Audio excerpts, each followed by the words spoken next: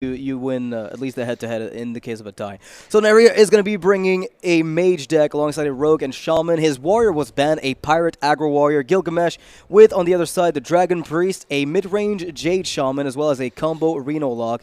Is a little bit more interesting because Naria is running kind of the aggro lineup. You've got the shaman and the pirate warrior just both going highly aggressive.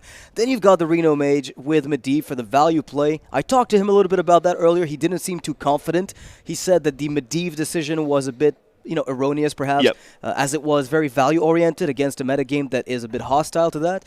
And he's got a rogue deck with a Shaku the Collector in it, a card that's been growing in popularity since, I'd say, the past few weeks. Interesting here that Gilgamesh banned out the pirates, and Naria banned out the mage, which beats the pirates. So Gilgamesh kind of getting the better of that little exchange. I mean, I think overall the Reno mage is a lot better against, say, aggro shaman than against pirate warrior. But it is true that the pirate warrior doesn't necessarily, it's not a deck you want to face off against if you're filled with mid-range.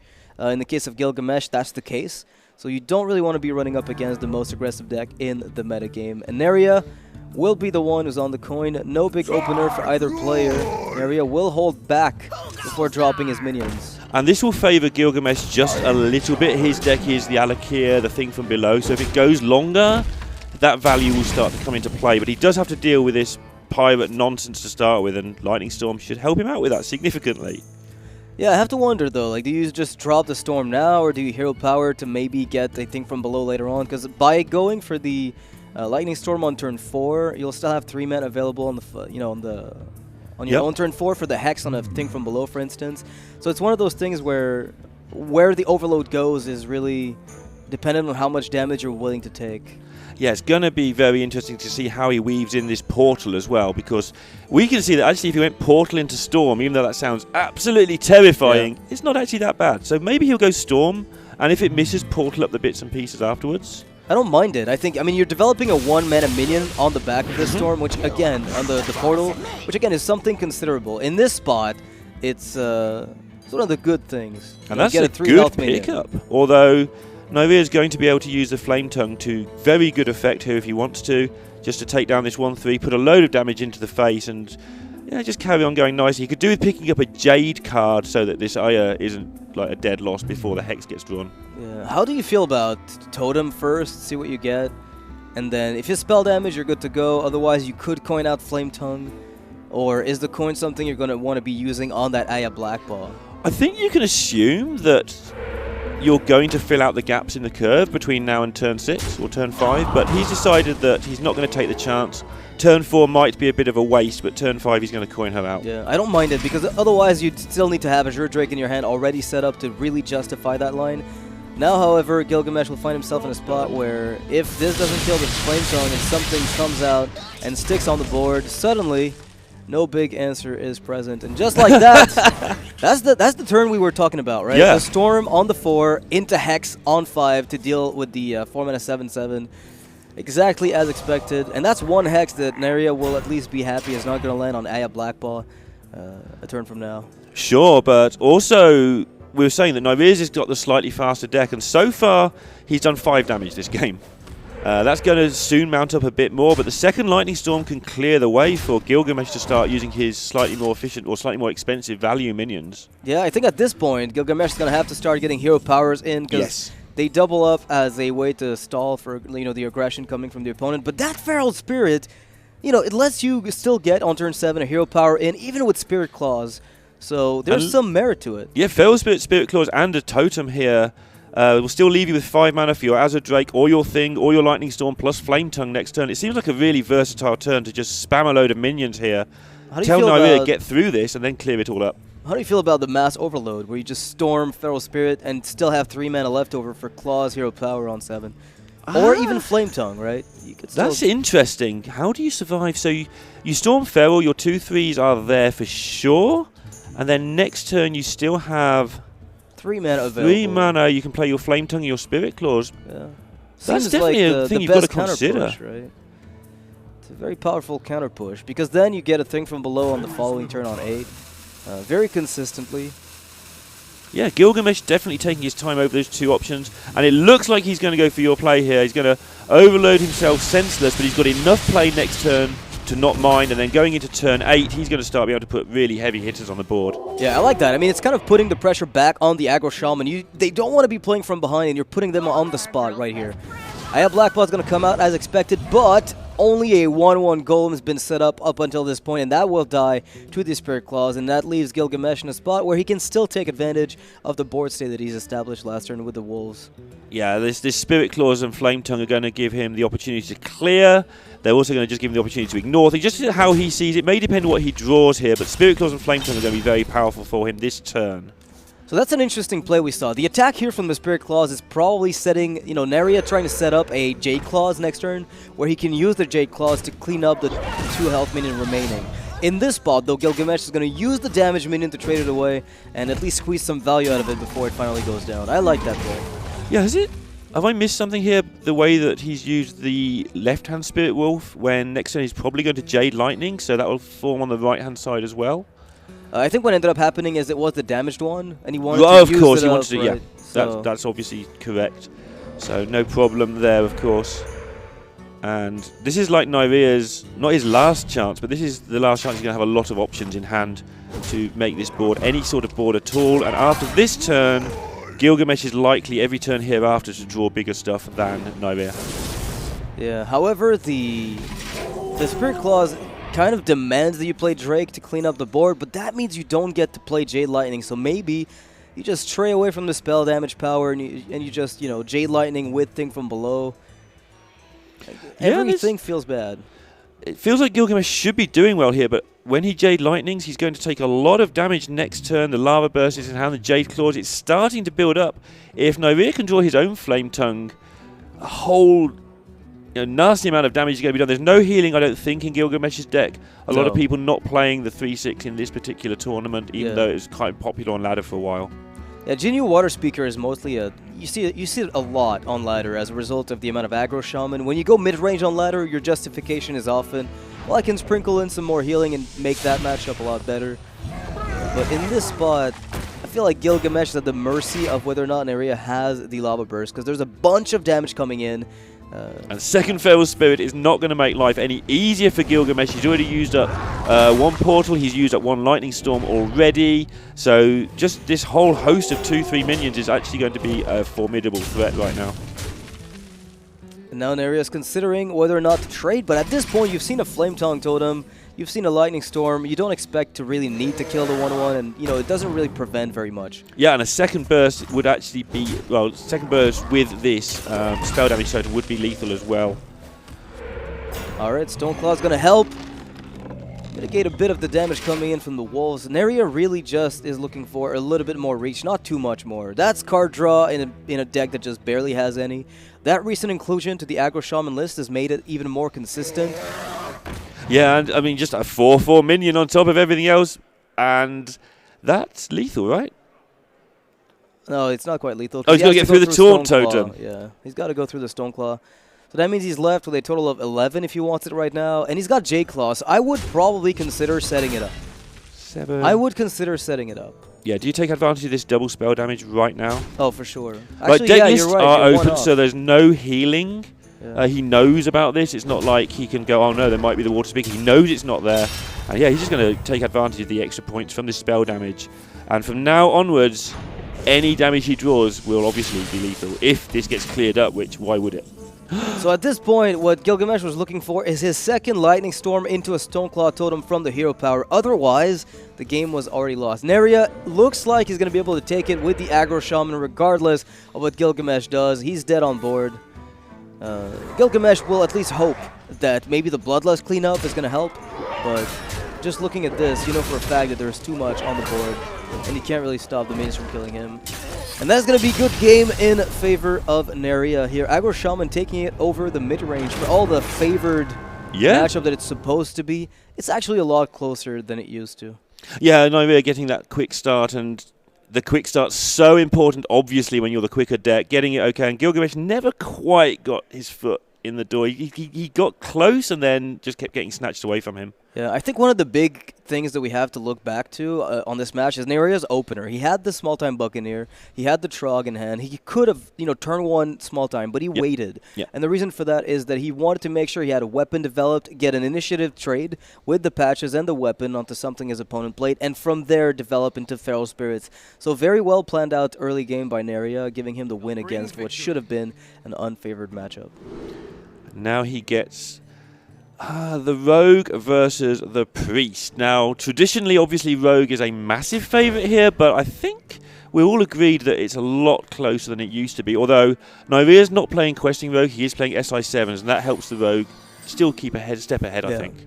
I think one of the big deals in this matchup that isn't really, something that Priest used to do is the ability they have to just get tempo, right? Right. They do need to get, the perfect cards in the early game, but when they get them, it's really difficult to push them off the board because then you use your eviscerates, your backstabs on minions, and it means you don't have the reach necessary to close out the game unless you're given free reign with a big Edwin that's stealthed. Yeah, or the oldest meme in the book, the 4-4 versus the Priest. Yep. But obviously with the small-time Buccaneer, you get the extra 4 attack, or you get 3 of that 4 attack anyway just by pressing the hero power button. So we probably won't see the 4-4 meme. But I wouldn't mind it. I actually would not mind it the backstab top deck has now made it so that you just can afford to be even greedier. Like you say, it plays around Shadow of Death, though. Yeah. Getting a 4-4 Edwin on turn 2 is really not something to neglect against Priest. Warmest Agent dies to that play. So again, it is one of those plays that is just difficult to answer. Cabal Talon Priest on curve doesn't answer it. You're looking at maybe Blackwing Technician as a good answer on curve. Otherwise, everything is too slow. Yeah, this is going to get out of control really, really quickly. This Priest of the Feast is like a million miles away right now. Yeah, but at least when it does come out... Ooh, okay, is he going to go for the Twilight Well? Because that's very aggressive. Okay. And you've kind of got to, right? You've got to fight for this board, but... Alright, he's going to opt for it, but I'm not sure if the Priest of the Feast... I'm not sure this ends well for him. Either way, whether it's right or wrong, I don't know if this ends well for him right now. Rogue's doing rogue things. Ever since the Patches package was added to the class, they've been able to get that early game they wanted, and just like that, the Edwin comes out. And he chooses to make it a 4-4. He had 6-6 options, but why give them that Shadow Word Death option? Just going to hit you for another 7 or 8 next turn. Got coin for my Auctioneer. I've got Eviscerate for your scary minions. Oh, and I'm going to top deck a Tomb Pillar just to make your life hell. Might as well, right? Why not? At this point. And what's interesting is he keeps the dagger unused, right? He could at any moment here pop the dagger and probably not be too worried about it. Yeah, it's just that small-time Buccaneer makes things a little bit more awkward than you'd like. Yeah, with Potion of Madness, actually, it makes the small-time Buccaneer untargetable. So it's like one of these fringe cases where he can't even kill your potential 3-attack minion. And, I mean, Priest of the Feast is just not going to cut it. He's going to buy a little bit of time, but it's just going to fall to Eviscerates and SI7 agents or whichever minions Nyria chooses to take it down with. He's got so many ways to make this turn a good turn. He must be close to lethal as well. I mean, you've got to wonder, though, exactly, as you said, how much do you want to commit to this Priest of the Feast?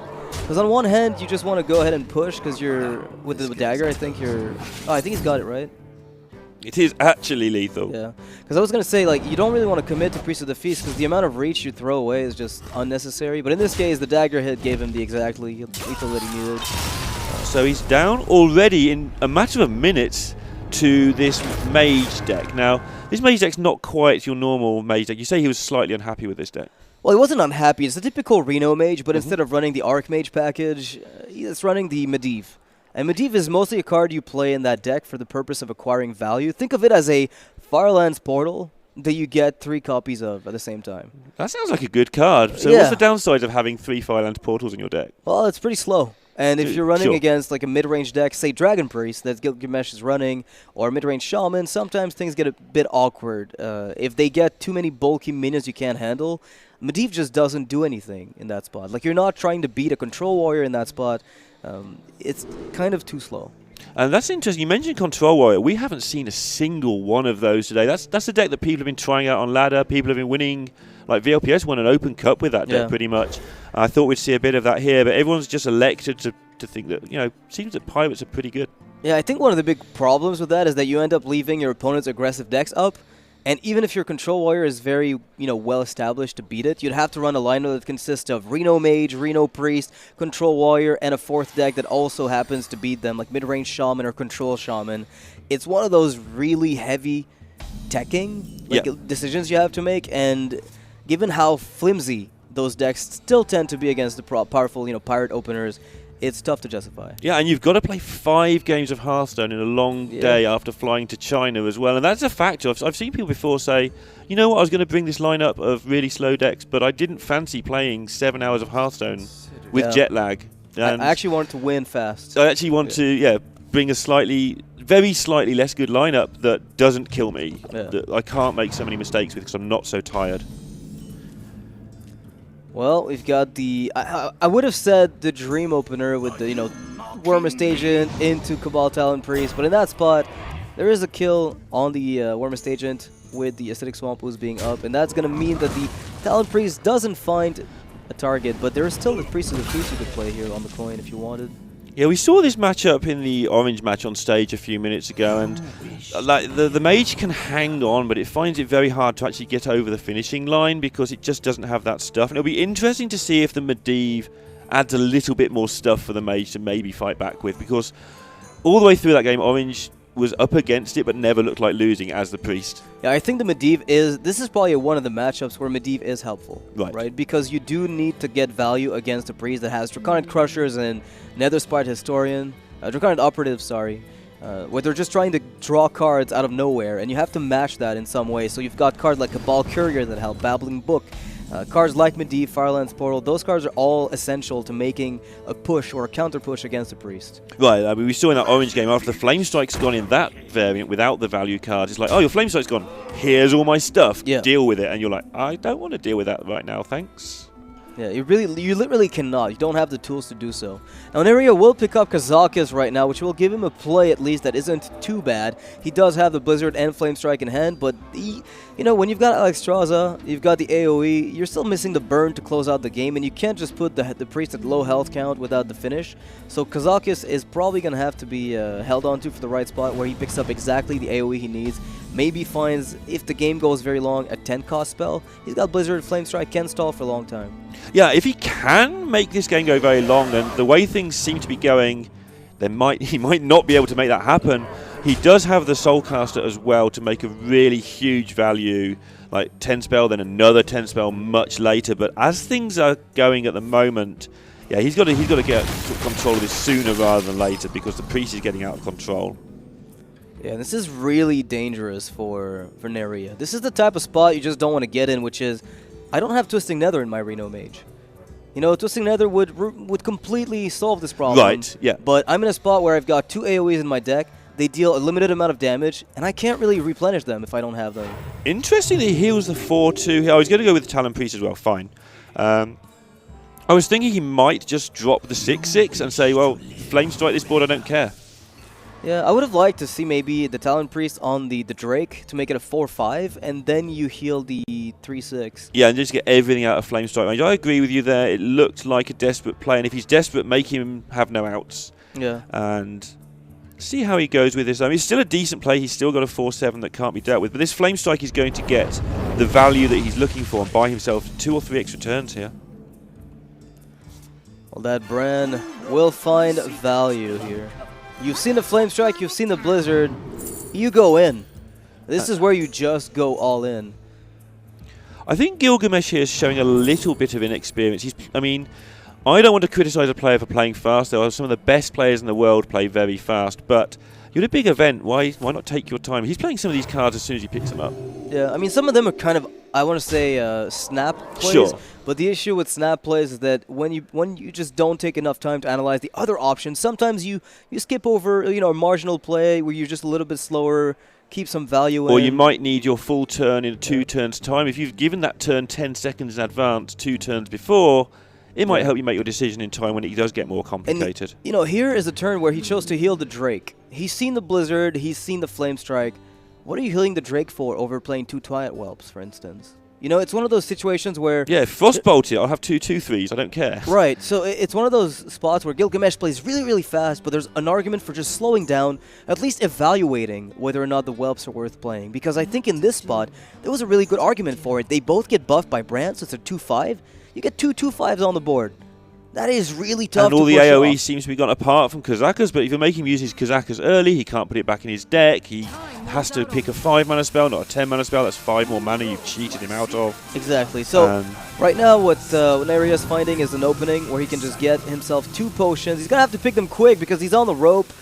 And he's picked up a 10-mana potion, and he's got the second one at 10 mana as well. So he knows he's got all the time in the world. He's going to take advantage of that against the Dragon Priest. So not only has he got Medivh in his hand, but he thinks he's got enough health, and I don't disagree because he's got Reno in his hand to just be absolutely maximum greed. Add up those numbers. I'm not going to do it, but add up those numbers at home. That's how much value he's got in his hand. That's a lot of numbers. Yeah, he does have the Reno, which is why he feels comfortable taking damage right now on the board, because if you look at Gilgamesh's hand, the board that is, you've got already incoming 7 damage. So you look at yourself, you're at 10. Doesn't feel too comfortable. If there's a Blackwing Corruptor, there's an extra 6 coming in, and you'll be pretty close to dead in many cases. But you've got Reno, you can take your time, you probably have at least 1 extra turn. And you know what's good with 10 mana spells? Medivh. Medivh's good, yeah. I've heard that about Medivh. You can get some pretty big stuff.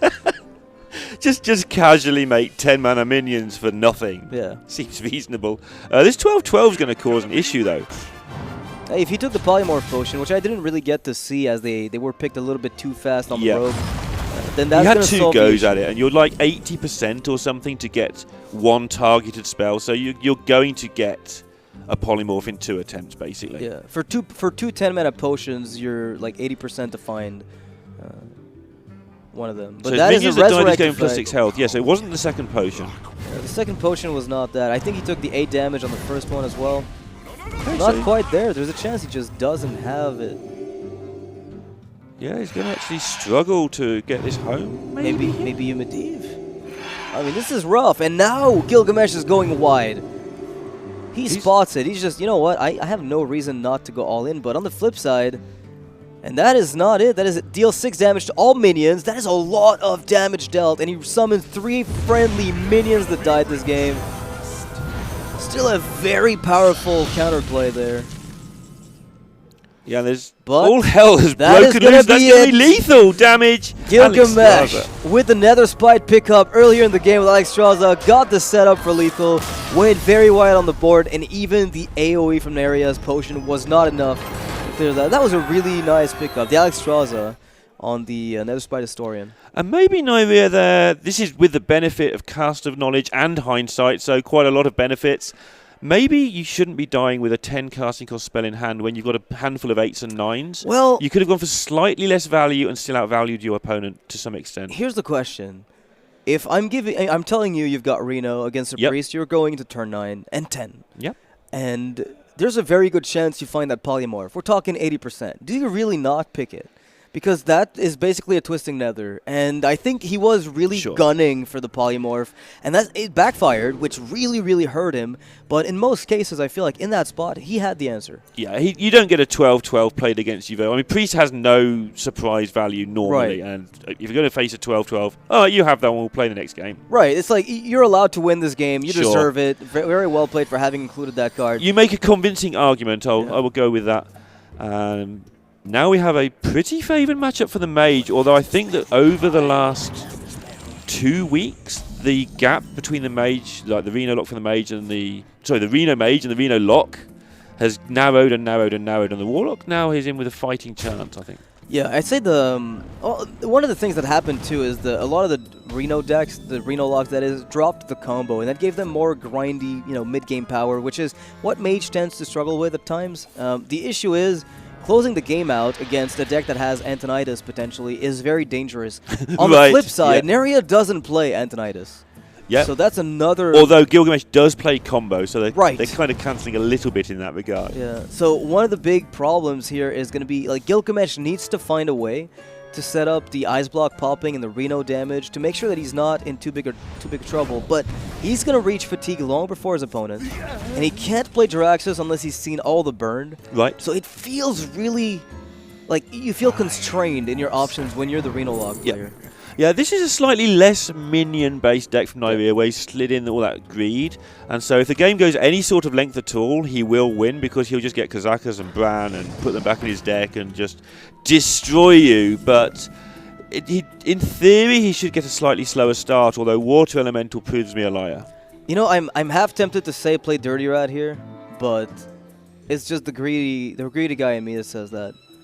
I feel like Dirty Rat, if you can just snipe one good minion in the matchup, is just amazing. And you've got the Doomsayer to go with it, so you could always protect that if you feel like that's worth it. He would be 50-50 to have an absolute dream if he did decide to go for the Dirty Rat here. But he's pulling combo pieces left, right and centre here. He's now just gone Leroy into Power Overwhelming, leave him just the Emperor and the Faceless to go. And there's currently no healing in the hand of Nivea, so Gilgamesh may be tempted to try and cheese this out, sneak 10 damage in, top deck combo win. Over 2 turns. I mean, you could try it. Yeah, you've got the Abyssal Enforcer. You might be able to sneak in a bit more damage. There is still the Doomsayer as a means to buy an extra draw. So it's ambitious, but I think he needs to be ambitious here. It's not a particularly great matchup. Let's see. Oh, that's nice for him, because now he can actually exert a little bit of pressure without having to decide right away what he wants to do.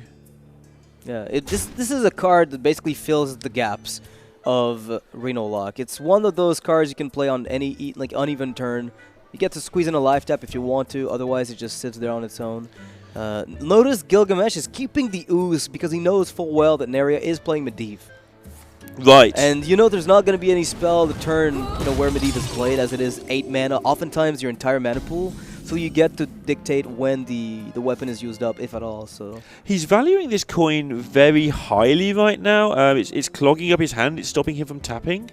But he's valuing that very highly. Any thoughts as to why that might be for later? Or is it just an all-purpose, let's see what happens card? It's one of those cards that lets you play the Leroy combo without Faceless. Without the Emperor, that is. So you can go like Leroy, Power Overwhelming, Coin, Faceless Manipulator, and that gives you an extra way to trigger the combo. On the flip side, in this case, it could allow him to go for the brand Dirty Rat Doomsayer play if you wanted, which, again, is a bit, all in, but it is a line of play that he might be considering. Yeah, I like your first answer out of those two. Like, he's one card off having the combo, so why not try and get lucky, if you like, by turn 10? Because he's not dying anytime soon. He's managing to exert enough pressure, but now he's going for the coin. Get this 6/6 on the board, make yourself another bits and pieces out of your Imp Gang boss, and yeah, just ask your opponent a few questions. Now we're going to see the Bran with Kazakas coming out from Neria. One of the best possible plays you can make in the Reno decks by far. And now we're going to see how greedy he gets. And not as greedy as the last game. There is a 6/6 facing him down. Gotta respect that to some extent. Yeah, and he'll fancy his chances here, so he won't get 2. He might get greedy with a 10, depending how happy he is with the 5. I think he got there were some AOE, pretty good right? options there. I think he got the AoE, which is 4 damage to each minion with the 5-mana spell. And yeah, he's not sure which one to take now. He's got to decide how happy he is with his spell. I'd be tempted to just go for the 10-cost potion at this point, because I think getting the first one for a stabilization point is great, but the second one as a way to seal the game is probably the best. And the 2 on the left there, the 3 minions and the 8/8, are both ways of getting the tempo, when the other half of the spell is probably damage. I think he took the 8 damage, but I wouldn't swear to that right now. Things are happening quickly and we can't see the mouse. Yeah. The Faceless has shown up and the coin is gone, so no combo. Don't you just hate it when that happens? Yeah. I mean, oftentimes the coin's already gone by that point. That's a good card. That's a good card. What's better than a 4-mana 7/7? 3-mana 8/8. I like that. Well, it's still a bit clunky right now because you do need to dispose of this Bran Bronzebeard. You have to kill Kazakas as well. So you can clean up the board, but you're giving your opponent the ability to dictate the way the trades are going to happen afterwards. He might be seriously considering playing it and then playing the Dirty Rat.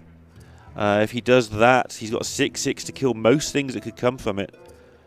Is he considering a Faceless on not Leroy? Okay. I mean, why not have another 6/6? Yeah. Sure. How does a mage deal with an army of 6/6? It doesn't like it too much.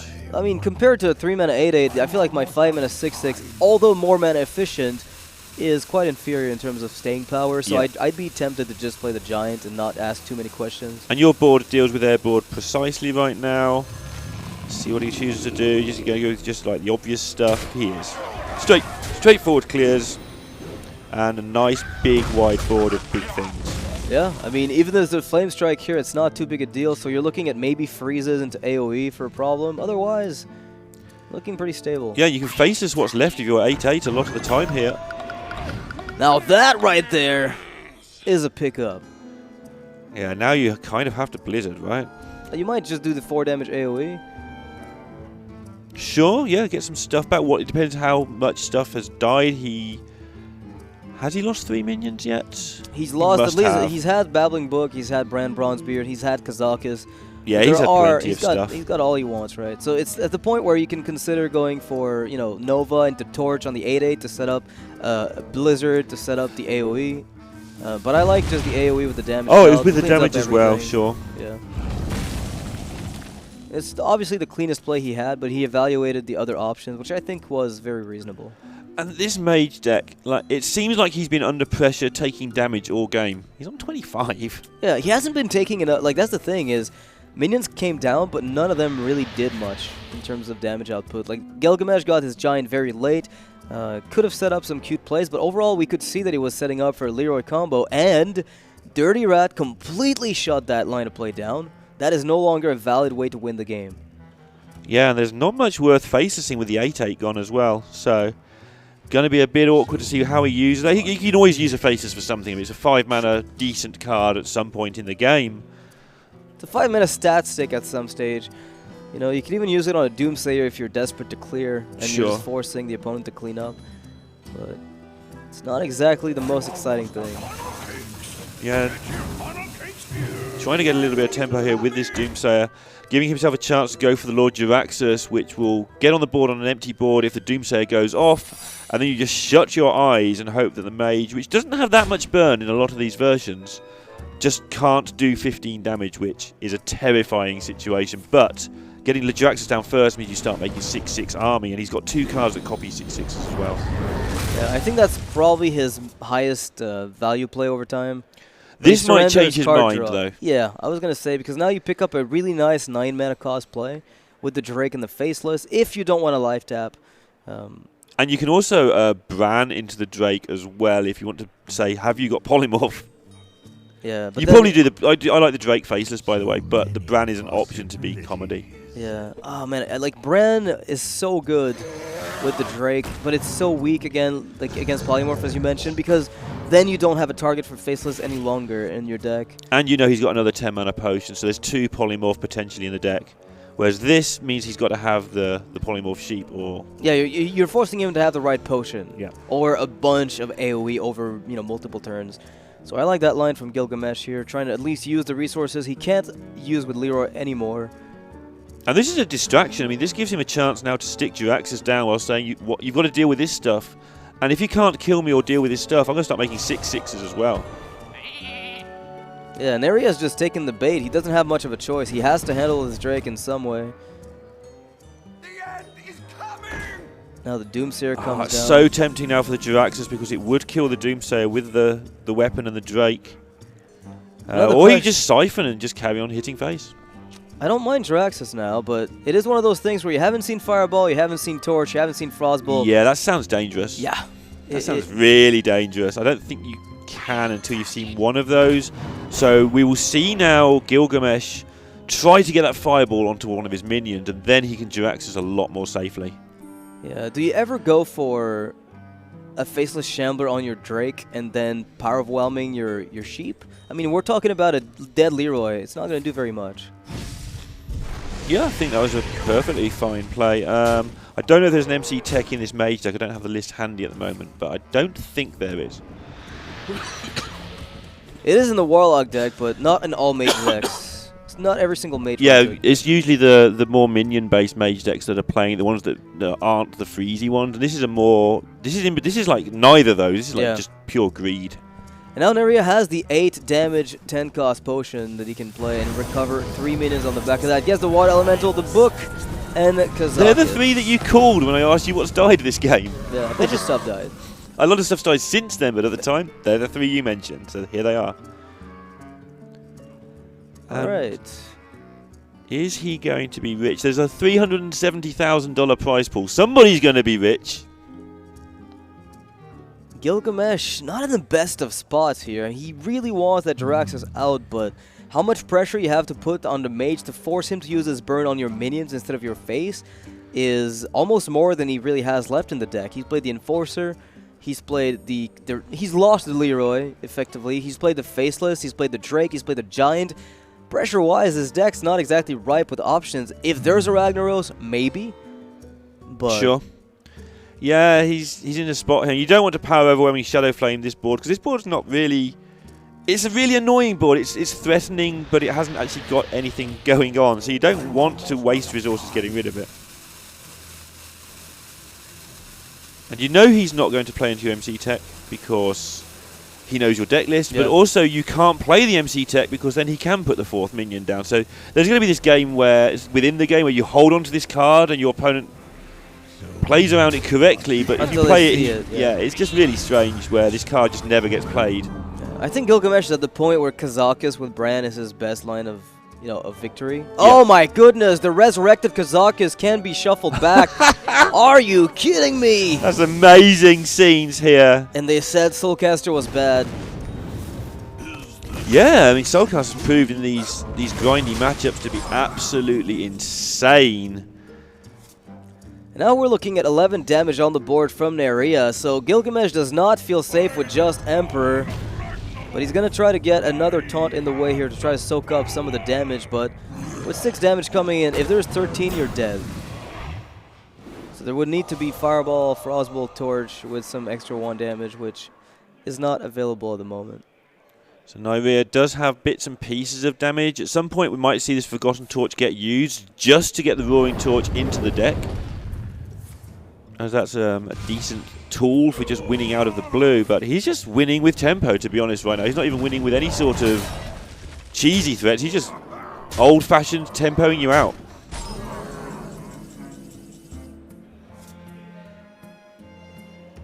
Alright, Hellfire wouldn't do anything to this board, unfortunately. We're pretty much down to Twisting Nether to clean this up, unless you commit to a Shadow Flame play on the back of Life Tap. Reno, Power Overwhelming, Shadow Flame is just the right man. I like that. Tap and do that.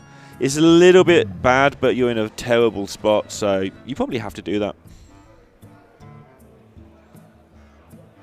Yeah, I wouldn't feel too confident in anything else than Reno at this stage. I mean, you do pick up something else to play with it, so this Bruiser coming in really handy at 8 mana total. Yeah, that's going to be nice, but I think you just have to do the Shadow Flame. I think you have to Power Overwhelming as well. Maybe you can save the Power Overwhelming for 4 burst later, but the Bruiser can probably soak up the damage and, soften up the board a little bit to where your Hellfire can clean up some of this, the leftovers. Yeah, you're on 30 again, obviously, from the Reno, so I guess you can take a bit of time. Interesting to see if Nyria holds onto this Swamp Ooze for the Jiraxis later, or if he's just not bothered by that at all. Yeah, it's actually kind of interesting because we saw Gilgamesh hold on to the Ooze since very early. There were a few turns where he could have gotten it out just to set up some kind of counter pressure, but chose to hold it for Medivh, and now we're getting really, really deep in the game, and maybe this Ooze could have gotten more value early on. So it's really down to the later stages. Gilgamesh probably didn't want to get there, but he's finding himself in that spot, and Neria now has the same consideration in regards to Jiraxis, but are you really worried about Jiraxis' weapon?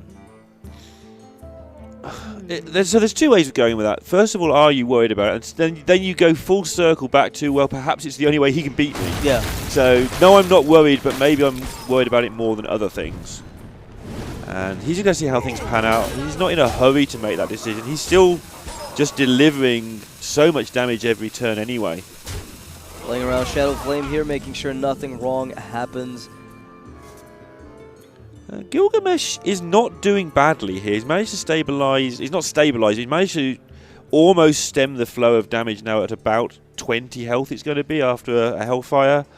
And if he gets 1 or 2 decent pickups, he'll be in a good spot. But I'm not quite sure what a good pickup is at this stage. He's used a lot of his good minions. Kazakus is the last of them, I believe. That's the last threat that he's got to really pile pressure on Neria. He's very, very low on cards. This is the graphic for fewer than 6 cards left in his deck. So the Kazakus will come sooner rather than later, so he doesn't have to panic.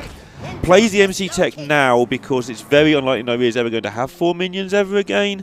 And just using it as a tempo card now, it's done its job sitting in his hand earlier, slowing things down. Yeah, and now we've got the Cabal Courier for Neria, giving him some flexibility. He could pick up some very powerful endgame burn. Does not find anything like that.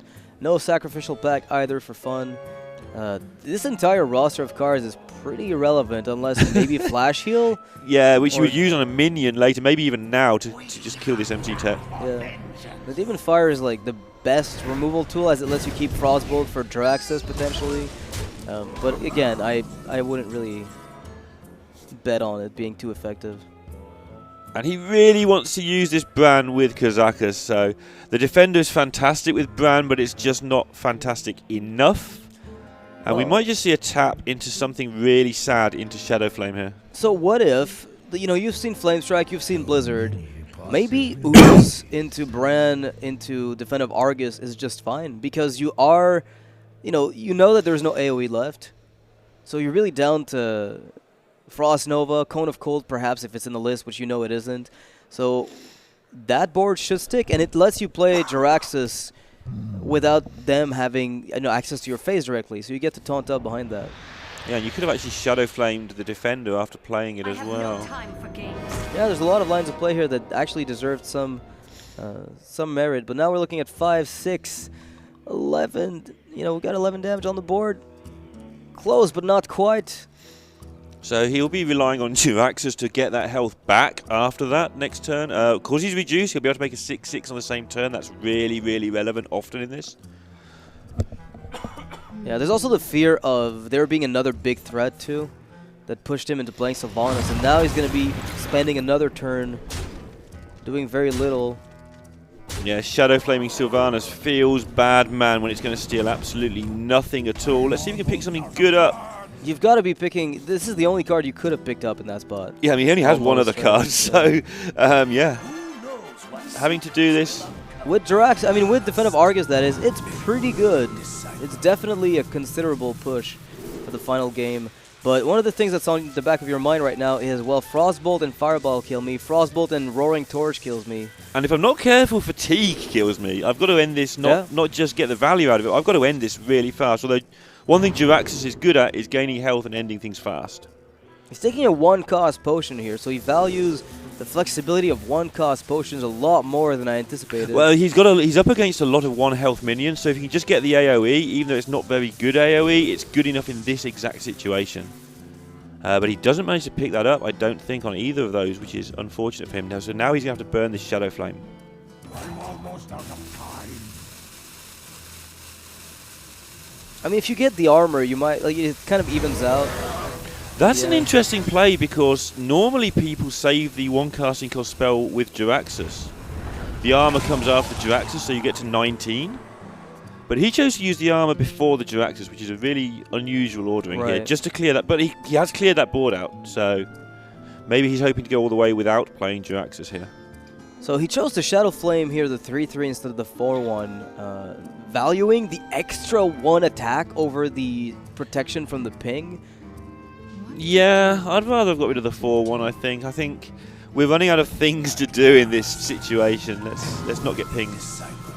All right, well, we see the Kazakus number 3 for Neria. He's played 1 with Bran earlier. This one got returned from a resurrected Kazakus after Manning Soulcaster was played. So definitely a lot of potions being brewed in this matchup. Neria will probably try to pick up something kind of greedy to make sure that he can seal the game. You're right, it's a 10, so it's greedy of some description. Has Doomsayer been played on both sides? I believe Neria has played it, and so has Gilgamesh. Yeah, they both played it. Has Neria played it? Gilgamesh definitely has. So yeah, he played it to sort out his what we thought was going to be a Jaraxxus, then realised he has way too much burn against him. Trust me. Nivira's finding ways to constantly niggle away. He's just putting 5 here, 6 there, doing lots of chunks of damage, or mini chunks of damage. Now we're down to the final card for Gilgamesh. So Fatigue starts next turn. Summon a friendly minion that died this game and give your minions a +2 health. I mean, sure. That should be good enough on paper. It should.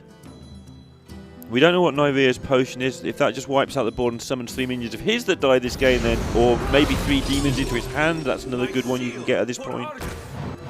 Let's see. The AoE is sheep or 6 damage to everything. So we'll know if it's 6 damage to everything because this 3-1 will go straight into Sylvanas. So it looks like it's the AoE. Let's find out what happens here. And he gains the 10 armor, so nothing happens for Gilgamesh. But now he's still got Jiraxis, and he's thinking maybe I can get the extra 6/6s every single turn. I mean, I am getting a free attack here. I am getting to start the 6/6 train, but Neria on the other side of the table has Fireball, Frostbolt with a ping. And he saved the Swampus, just in case. This is where that 4 armor would be really handy for Jiraxis. But like you say, winning the game is pretty good. Plenty of time. Nyrea nowhere near Fatigue himself, so his secret is also valid. Swampus takes away some of the speed. Damage to face, you're going to take away a lot more of it. No, I mean, we're assuming there's even any AoE left for Gilgamesh to handle the minions on the board, which really there isn't. So we're at the point now where all Neria has to do is wait this game out. He's got it on lockdown if he just passes it on. Yeah. And Gilgamesh, if he loses this, which it looks like he's going to, will fall to 1 and 3. Nyrea 3 and 1 would be a good score. Yeah, I mean, that is the way it's going to go. Neria will take it 3-1 over Gilgamesh in the series. Reno Mage from Neria just doing a lot of work. Medivh didn't really matter in the matchups that we saw, but it just goes to show that the Reno Mage core is one of the more refined versions that we've seen. I think of all the decks of recent memory, it's been fantastic to see the deck evolve.